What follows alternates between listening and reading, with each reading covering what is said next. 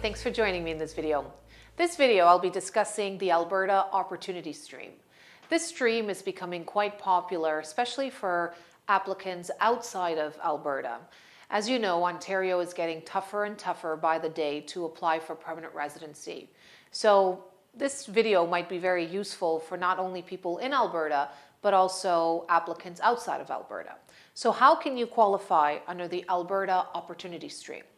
To be eligible, you need an employer and have worked for that employer for a minimum of 12 months in the last 18 months, or a minimum of 24 months full-time work experience in the last 30 months, and this experience can be inside Canada or abroad.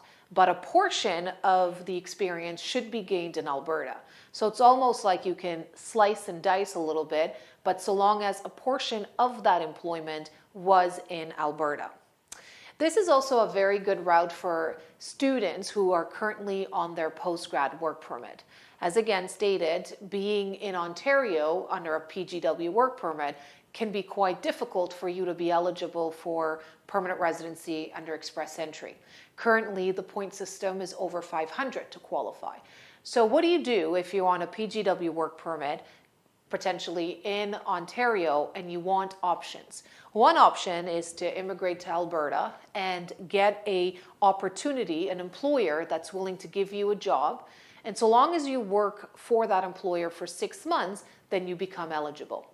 So unlike other applicants outside of the PGW work permit, they need a minimum of 12 months. Someone who holds a postgrad work permit can be eligible under this route so long as they've worked for that employer for 6 months.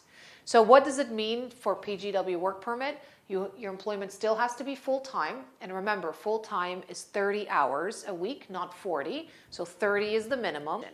And lastly, while you're a student and the time that you've accumulated and worked, that does not qualify.